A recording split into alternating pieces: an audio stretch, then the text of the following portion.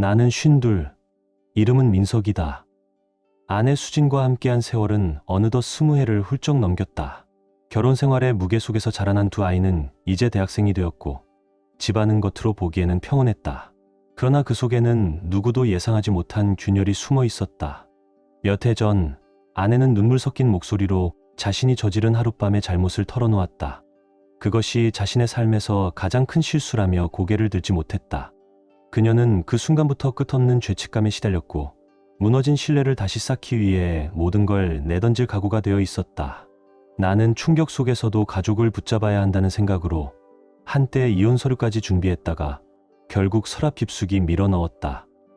아이러니하게도 부부의 파국을 부를 뻔한 그 사건은 오히려 우리의 관계를 다시 이어주는 전환점이 되었다. 상처는 쉽게 아물지 않았고 배신감은 밤마다 가슴을 찔렀다. 하지만 수지는 흔들림 없이 가정을 지키려 했었고 그 진심이 쌓여 시간이 지날수록 내 마음을 조금씩 누그러뜨렸다. 그 무렵 내 곁에는 대학 시절부터 이어온 오랜 친구 혜진이 있었다. 그녀는 우리 집에 자주 드나들며 아이들과도 가까이 지냈고 마치 친누나 같은 존재였다. 내 결혼식 날 그녀는 들러리를 섰고 나는 그녀의 결혼식에서 사회를 맡았다. 삶이 달라져도 변하지 않는 우정이었기에 나는 그저 자연스럽게 받아들였다. 그러나 수진의 눈에는 달랐다. 본능적으로 혜진이 단순한 친구, 이상의 감정을 품고 있을지도 모른다는 불안이 그녀의 마음을 파고들었다. 시간이 흐르며 결국 그 의심은 옅어졌지만 완전히 사라진 것은 아니었다. 아내가 외도 사실을 고백했을 때 나는 가장 먼저 혜진을 찾아갔다. 그녀는 단호하면서도 차분하게 말했다. 3주만 혼자 시간을 가져. 감정에 휩쓸리지 말고 천천히 결정해. 그 말 덕분에 나는 숨을 고를 수 있었고 다시 가정을 붙잡을 힘을 얻었다. 나중에 이 사실을 알게 된 아내는 오히려 혜진에게 감사 인사를 전했다. 세월은 흐르고 아이들은 대학생이 되었다. 얼마 전 혜진에게서 연락이 왔다. 어린 시절 뛰놀던 동네를 함께 찾아가 추억을 되새기자는 제안이었다. 낡은 교실, 오래된 공원, 단골 분식집을 함께 돌아보자는 단순한 여행. 아이들이 떠난 뒤 빈집에 서 있던 내 마음은 그 제안을 듣는 순간 작은 빛을 발견한 듯 흔들렸다. 오랜만에 찾아온 설렘, 그리고 어쩐지 잊고 있던 자유의 공기가 다시 느껴졌다. 사무실 분위기는 신입사원이 들어온 뒤로 훨씬 밝아졌다.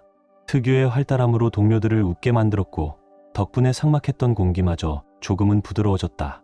그 아이는 일도 잘했지만 무엇보다 주변을 편안하게 만드는 재능이 있었다. 그러나 문제는 다른 데 있었다. 솔직히 말해 그녀는 눈에 띄게 단정하고 매력적인 외모를 지니고 있었다. 하지만 내 마음은 언제나 아내 수진에게만 머물러 있었다. 단 한 번도 선을 넘겠다는 생각조차 해본 적이 없다.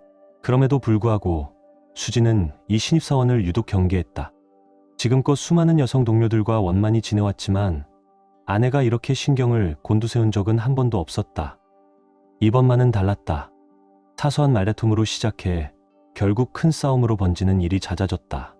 회사는 팀워크를 강조했고 그 일환으로 회식 자리를 자주 마련했다. 배우자 동반을 권장하는 분위기였기에 나는 종종 수진을 데려갔고 그럴 때마다 서로의 불안이 조금씩 가라앉기도 했다. 하지만 불행히도 3주 전의 어느 날 일정이 꼬여 대부분의 팀원들이 회식에 참석하지 못했다. 남은 건 나와 신입사원 그리고 남자 신입 1명뿐이었는데 결국 그 남자마저 일이 생겨 빠졌다. 평소 같았으면 수진이 동행했을 텐데 그날은 그녀 역시 회사 일이 있어 함께하지 못했다. 그렇게 나는 신입사원과 단둘이 치킨과 맥주를 나누게 되었다. 그때 수진에게서 전화가 걸려왔다. 예상보다 일이 일찍 끝났으니 지금이라도 합류하겠다는 말이었다. 나는 순간 망설였다. 낯선 분위기에 아내까지 오면 더 어색해질 것 같아 굳이 오지 않아도 되라는 말을 내뱉고 말았다. 그 한마디가 불씨가 될 줄은 몰랐다. 아내는 서운함을 감추지 못했지만 그보다 더 큰 문제는 그 순간 벌어졌다. 신입사원이 농담이라며 큰 소리로 외쳤다. 다시 침대로 돌아오세요. 순식간에 공기는 얼어붙었고 수지는 충격에 말을 잃었다. 나는 사태가 더 커질까 두려워 서둘러 전화를 끊었다. 사람들 앞에서 곧장 나무랄 수도 없는 노릇이라. 결국 그날 밤 따로 그녀를 불러 단호하게 말했다. 방금 한 말 전혀 웃기지 않았어. 앞으로는 직장에서 적어도 최소한의 선은 지켜라. 다시는 이런 일이 없었으면 한다. 나는 책임자의 입장에서 분명하게 경고했지만 집으로 돌아왔을 때 아내의 표정은 여전히 굳어 있었다. 오히려 더 깊은 상처가 남은 듯했다. 마음을 달래려다 오히려 더 큰 실수를 했다. 그 애는 사실 그렇게 예쁘지도 않아. 괜한 걱정하지 마. 내겐 너밖에 없어. 그 말이 진심이었음에도 불구하고 수진의 눈에는 거짓처럼 보였을 것이다. 화는 여전히 풀리지 않았지만 차가운 기운이 조금은 누그러진 듯했다. 며칠 후 사무실에서 회의를 준비하던 날이었다. 내 방에는 작은 책상과 의자 2개가 전부라 직원들은 벽에 기대 서 있거나 책장 위에 걸터 앉곤 했다. 마지막으로 들어온 신입사원은 자리가 없자 내 책상 모서리에 살짝 앉아 몸을 내 쪽으로 기울였다. 회의가 끝난 뒤에도 그녀는 아마 질문을 이어갔고 무심결에 가까이 앉은 채 나를 바라보며 대화를 이어갔다. 그 모습은 외부인의 눈에 어떻게 비칠지 그 순간 나는 전혀 고려하지 못했다. 그 순간 불행처럼 문이 열렸다. 수진이 내 사무실로 들어온 것이다. 손에는 내 휴대폰 충전기와 갓 사온 커피가 들려 있었다. 그러나 그녀의 눈에 들어온 장면은 단 하나였다. 신입사원이 내 책상 모서리에 걸터 앉아 몸을 기울인 채 나를 향해 이야기를 나누는 모습. 그 순간 수진의 얼굴빛이 싸늘하게 굳어졌다. 그녀는 아무 말도 하지 않았다. 말 대신 충전기와 커피를 근처 책상에 툭 내려놓더니 곧장 등을 돌려 나가버렸다. 나는 당황해 숨이 막혔지만 그 자리에서 곧장 따라 나서는 것도 부자연스러웠다. 애써 신입사원의 질문을 끝까지 듣고 난 뒤 전화를 걸었으나 수진은 끝내 받지 않았다. 집에 돌아왔을 때 그녀는 욕실에서 울고 있었다. 샤워기가 흘리는 물소리 뒤로 흐느낌이 섞여 나왔다. 문을 열자 욕조 안에 무릎을 끌어안은 채 눈물을 흘리는 아내가 있었다. 그 모습은 나를 단숨에 무너뜨렸다. 대체 왜 이러는 거야? 이해할 수 없는 답답함이 목구멍을 막아왔다. 결국 나는 화를 사귀지 못한 채 집을 나서 회사 동료들에게 전화를 걸어 술자리를 마련했다. 그러나 운명은 더 잔인했다. 술집에 도착하니 이미 신입사원이 그 자리에 있었다. 내가 부른 동료들과 함께 앉아 있었고 세련된 옷차림에 웃음을 띤 채 단체 사진을 찍고 있었다. 그리고 그 사진은 곧장 SNS에 올라갔다. 예상대로 수진이 그 사진을 보았다. 그녀는 차갑게 댓글을 남겼다. 즐거워 보이네. 잠시 뒤 신입사원이 가볍게 답을 달았다. 팀장님은 제가 잘 챙길게요. 나는 즉시 신입사원에게 연락해 오해의 소지가 있다는 걸 지적했다. 그녀는 진심으로 해명했다. 그저 장난이었고 분위기를 가볍게 하려 했을 뿐이라며 전혀 다른 의도는 없었다고 했다. 하지만 집으로 돌아갔을 때 수진의 분노는 한층 더 깊어져 있었다. 당신은 지금 일부러 이 상황을 모른 척하는 거야? 그 여자가 당신한테 관심이 있다는 거 당신만 몰라? 그녀의 눈물 어린 목소리는 이어졌다. 왜 당신은 아무렇지도 않게 행동하는데 나는 이렇게 무너져야 해? 혹시 내 생각이 맞는 거야? 당신 뭔가 숨기고 있는 거 아니야? 그녀는 결국 내 휴대폰을 보여달라고 했다. 그러나 나는 거절했다. 그 순간 수진은 더욱 격렬하게 울며 소리쳤다. 봐, 숨길 게 없으면 왜 못 보여줘? 처음엔 예쁘지도 않다고 했잖아. 근데 그 말도 거짓말이었지. 왜 거짓말을 한 거야? 이틀 동안 수진은 나를 완전히 무시했다. 마치 집안의 공기에서조차 나를 지워버린 듯 침묵했다. 나는 답을 찾지 못한 채 서성였다. 신입사원은 분명 훌륭한 인재였다. 문제를 일으킨 적도 없었고 내게 감정이 있는 것도 아니었다. 나는 바람을 피운 적이 단 한 번도 없었다. 그럼에도 불구하고 지금 이 모든 상황이 우리의 결혼을 위협하고 있었다. 생각이 꼬리에 꼬리를 물었다. 만약 그 아이가 불리한 소문을 퍼뜨린다면 회사는 작은 스타트업이라 인사팀조차 없다. 나보다 위에는 사장 1명뿐, 조직도 단순하다. 내가 상급자라는 사실만으로도 불리한 위치에 놓일 수 있다. 해고라니, 과연 그게 답일까? 내겐 억울함만 남았지만 아내의 불안을 잠재우려면 어쩌면 그것이 유일한 길일지도 몰랐다. 사장은 실적 외의 문제를 극도로 싫어한다. 불필요한 논란이 생기면 즉시 결정을 내리는 사람이었다. 그렇기에 이 상황이 귀에 들어간다면 빠른 조치가 뒤따를 게 분명했다. 나는 결국 결심했다. 수진과 먼저 깊은 대화를 나누고 그녀의 생각을 직접 반영해야 한다. 회사 문제이기 전에 이것은 내 결혼의 문제였다. 신입사원이 잘못하지 않았더라도 이미 내 가정을 흔들 만큼의 존재가 되어버렸으니까 가장 두려운 건 지금 어떤 선택을 해도 수진이 나를 믿어주지 않을 거라는 사실이었다. 내가 정말 놓치고 있던 건 신입사원이 아니라 둔감하게 굴며 아내의 고통을 외면했던 나 자신이었다. 처음엔 내가 옳다고 여겼다. 수진이 과민하게 반응한다고만 생각했다. 하지만 이제 와서 보니 한심한 건 나였다. 욕실 바닥에 무릎을 꿇고 흐느끼던 그녀의 모습이 눈앞에서 사라지지 않는다. 그때 이미 나는 아내를 잃고 있었던 건지도 모른다. 온라인에서 달린 댓글 하나가 내 마음을 꿰뚫었다. 내가 당신 아내라면 벌써 짐 싸서 집을 나갔을 겁니다. 당신이 해야 할 건 무조건 사과예요. 변명도 핑계도 필요 없어요. 맞는 말이었다. 나는 바람을 피우지 않았다. 신입사원과 장난조차 나눈 적 없었다.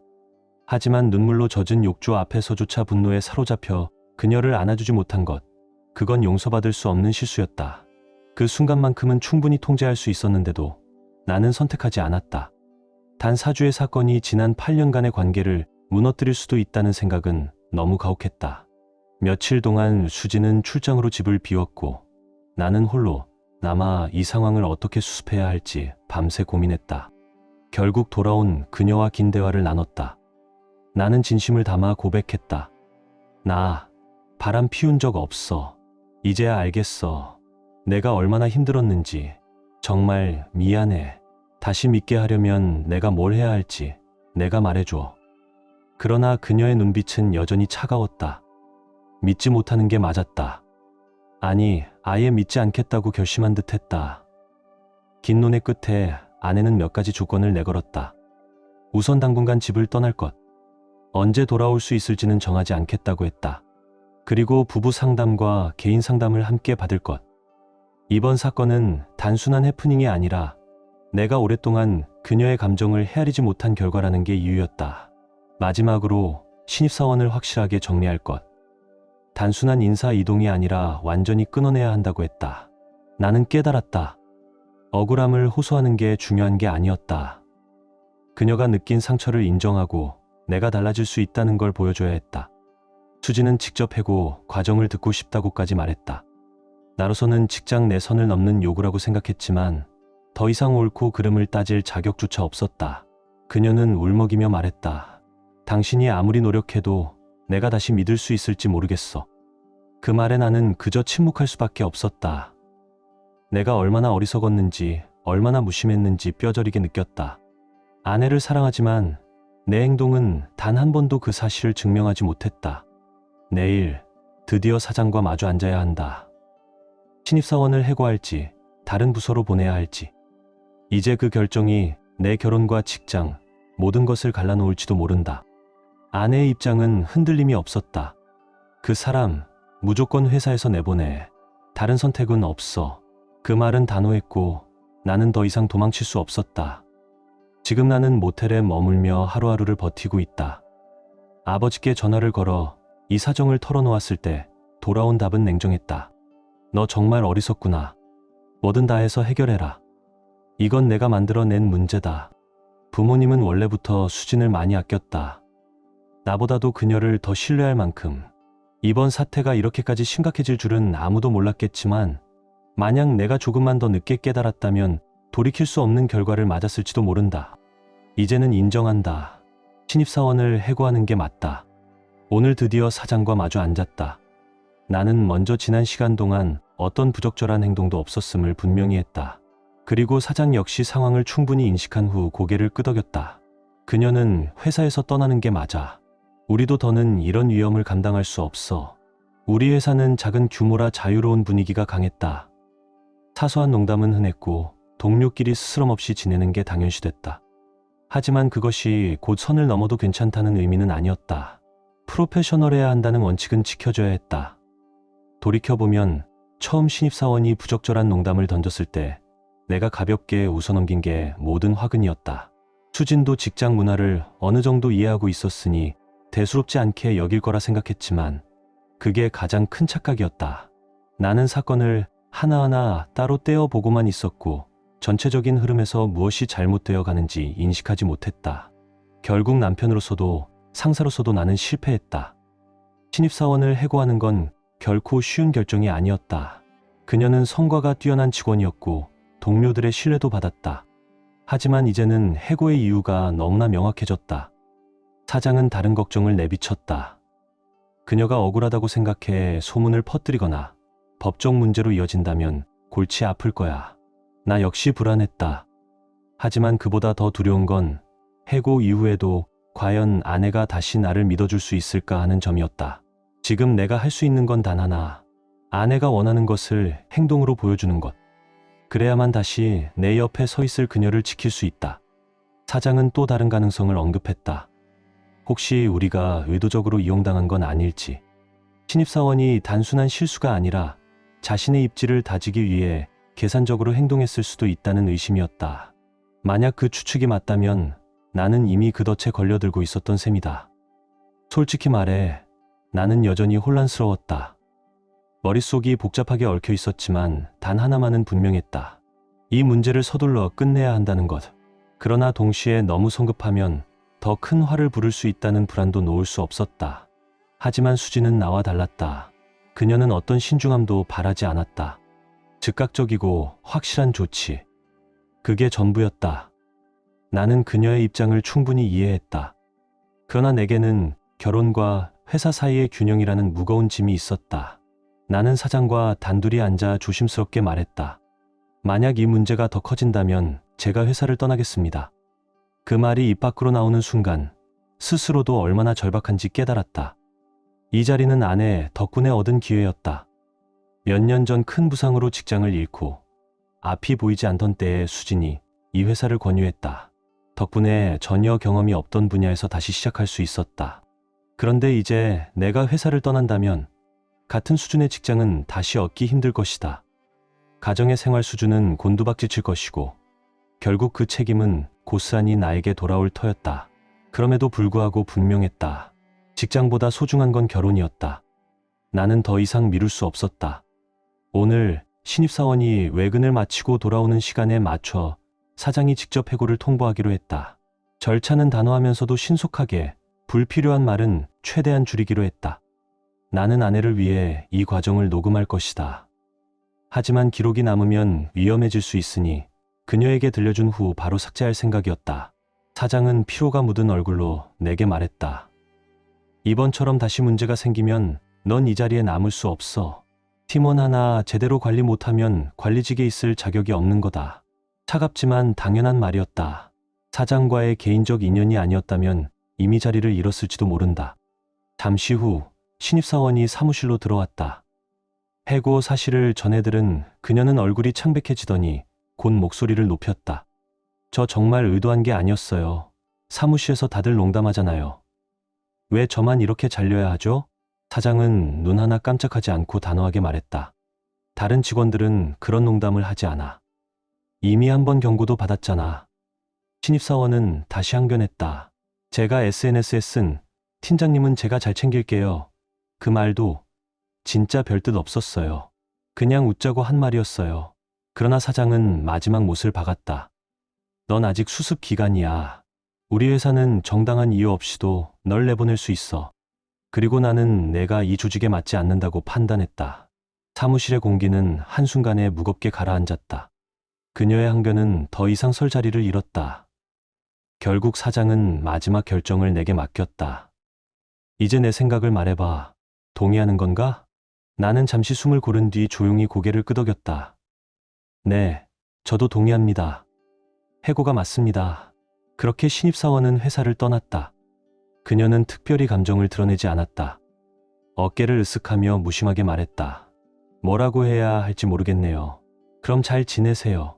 짐을 챙겨 나가던 마지막 순간 그녀는 뒤돌아보며 던졌다. 내 꿈에서나 당신한테 관심 가질 일이 있겠죠. 이상하게도 그 말은 아무런 파문을 남기지 않았다. 그저 끝났다는 안도감만이 가슴에 번졌다. 나는 해고 과정을 녹음해 두었고 곧장 집으로 돌아가 아내에게 들려주었다. 그러나 예상과 달리 수진의 반응은 냉담했다. 뭐야, 이게 다야? 그녀의 눈빛에는 실망이 묻어 있었다. 아마도 내가 신입사원에게 더 단호하고 강하게 대응하길 기대했을 것이다. 사실 나 역시 순간적으로 그렇게 했어야 하나 싶었다. 하지만 사장과 함께 있었던 상황, 회사의 안정을 생각한 판단이었다. 신입사원이 떠난 것만으로도 안심할 줄 알았다. 그러나 그날 밤 아내의 태도는 묘하게 달라져 있었다. 안도 대신 불안이 더 짙어졌다. 그녀는 울먹이며 속마음을 쏟아냈다. 내가 모텔에 혼자 있는 동안 난 어떻게 알아? 내가 뭘 하고 있는지 난 지금 널 믿을 수가 없어. 나는 당황스러웠다. 걱정하지 마. 그런 일은 절대 없어. 그러나 말 한마디로 그녀의 불안이 사라질 리 없었다. 그래서 나는 제안했다. 그럼 내가 집에 머무를게. 손님 방에서 지낼 수도 있어. 하지만 아내는 고개를 저었다. 아니, 그것도 싫어. 나는 벽에 부딪힌 듯 막막했다. 그럼 나는 어떻게 해야 해? 나도 모르겠어. 수지는 깊은 한숨을 내쉬며 말했다. 나도 내가 뭘 원하는지 모르겠어. 결국 나는 부모님께 전화를 걸었다. 당분간 함께 지낼 수 있겠느냐고 물었고 부모님은 흔쾌히 허락했다. 수진 역시 그 편이 낫다고 생각하는 듯했다. 그래도 부모님 댁에 있으면 내가 뭘 하는지 내가 괜히 의심 안 해도 되잖아. 그 말이 서운하게 들렸지만 나는 받아들일 수밖에 없었다. 소파에 앉아있던 아내를 바라보니 조용히 눈물이 흘러내리고 있었다. 그리고 그녀가 낮은 목소리로 말했다. 그냥 나를 안아줘. 사실 나는 여러 번 그녀를 끌어안으려 했지만 매번 밀쳐내던 건 수진이었다. 그러나 이번만큼은 아니었다. 나는 온 힘을 다해 그녀를 끌어안았다. 우리는 결국 서로를 붙잡고 입을 맞추었다. 그 이후의 일은 굳이 말하지 않아도 될 것이다. 다만 그 순간마저 끝나자 나는 다시 모텔로 돌아가기 위해 짐을 챙겨야 했다. 문을 나서는 나를 바라보며 아내가 속삭였다. 난 아직도 널 사랑해. 하지만 여전히 너무 상처받았고 불안해. 그 목소리에 가슴이 저려왔다. 나는 아내를 잃는 것이 두려웠고 이제서야 내 모습이 얼마나 한심했는지 깨달았다. 내가 얼마나 이기적이었는지, 얼마나 그녀의 마음을 헤아리지 않았는지, 얼마나 많은 실수를 저질렀는지. 처음에는 단순히 아내가 과민하게 반응한다고만 생각했다. 그러나 이제는 분명하다. 문제는 내 태도였다. 수지는 믿음을 주려 했었지만 그 믿음을 무너뜨린 건 다름 아닌 나였다. 이제부터는 변해야 한다. 그리고 반드시 증명해야 한다. 내가 바뀔 수 있다는 것을 무엇보다 아내에게.